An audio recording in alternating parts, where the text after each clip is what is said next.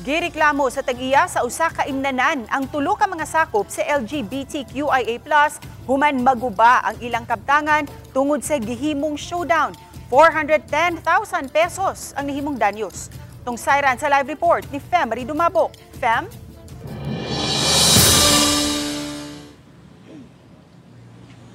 Says ang tulo ka magreklamong sakop sa LGBTQIA+, ang givideohan ng ilang gihimong showdown di nakita ang mga nagubang kabtangan sa tulo ka mga tindahan diha sa Barangay Poblasyon sa Dakbayan sa Talisay. Sa kuha nga video, makita kining naka-brown outfit nga si alias Ana, 21 anyos, taga Barangay Poblasyon. Ang nipakitang gila sa iyang pagsayaw, nag-acrobat o ni-tumbling sa ibabaw sa lamisa. Gabibahan pa sa mga batanon. Sunod nga makita kining naka-brown t-shirt usab ang 17 anyos nga taga Cebu City na si alias Julia. Kisa nipakitang gila sa pagtumbling ibabaw sa lamisa. Hangtod nga gipang tumba ang lamisa. Makita usab nga mipatong sa bangko og lamisa og niaksyon og sakas sa atop si Ana. Apan kining minor de edad ang misaka gyud sa atop, dayon lukso og tumbling kapila ka higayon. Nahitabo kini niadtong July 31 alas 6 sa buntag sa Barangay Poblasyon sa Talisay City. Nag-viral ang video nga gipost online sa wa pa kini gidelete sa uploader. Sa hitabo, naguba ang pipila ka bahin sa mga atop, bangko, lamisa ug naputulo sa bang linya sa internet ug uban pang kadaot.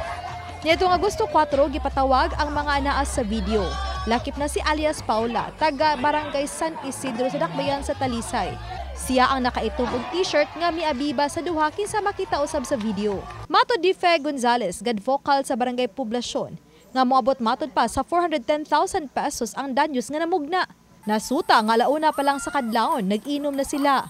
Unang nipatimaw matod pa ang duha sa Talisay City Police Station, ang minor de edad ug ang taga-barangay San Isidro. Pabayan ang damage although nga kanang para ni kanang Sir George kuan ra na gamay ra na. Pero at least matagam sila or kibawas lang kung sa ilang mga sala nga nabuhat. Kilay cost of damage ang ikuan na? Ang gikosta kanang abogado 410,000. Kay mangno nato aning mga kabatan-unan, mga LGBT or dili nga unta ilang una-unaon nga naagi consequences kung magbuhat og di maayo. Si alias Ana nga ganihang buntag pa lang mipatimaw sa police station nangayo og pasaylo sa mga hingtungdan. Saysay niya nga gikan siya sa trabaho ug miapas ay mga kauban alas 5:30 sa buntag. Wala usab niya mailhi ang gika-showdown. Pagulagway niya nga nalingaw lang siya sa abiba sa kadaghanan og pa-music sa usa ka tindahan nga abri pa niadtong higayuna. Mangayo jud ko sa tanan pasaylo ug unsa ko nabuhat kay nakainom ra sad mi og naabiba sila og nalingaw lang mi sa tanan na unsay nahitabo. Mangayo lang jud ko pasaylo kung unsa man kani umadawat o magani usa pasaylo. Ako na doon sa tanan ko.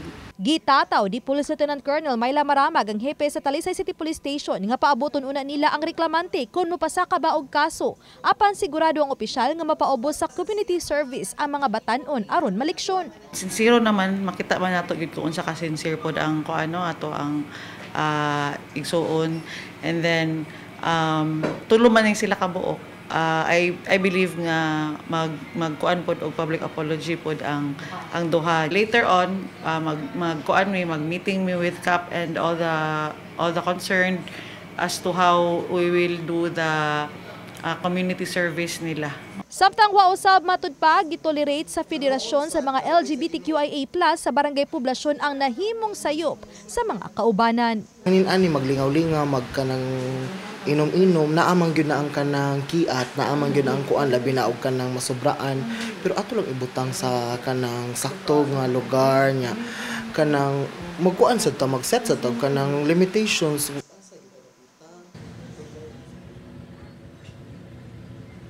Sa susyon usab sa Gadfocal o sa mga barangay opisyal sa Barangay Poblasyon kung anong aduna pay abling nga tindahan nga na maligya og ilimnong makahubog nitong higayuna kay matud pa naa silang ordinansa sa barangay nga kinahanglan sirado na ang mga establishmento nga na maligya og ilimnong makahubog alas 11 pa lang sa gabi. Ses, daghang salamat Fem Marie Dumabo.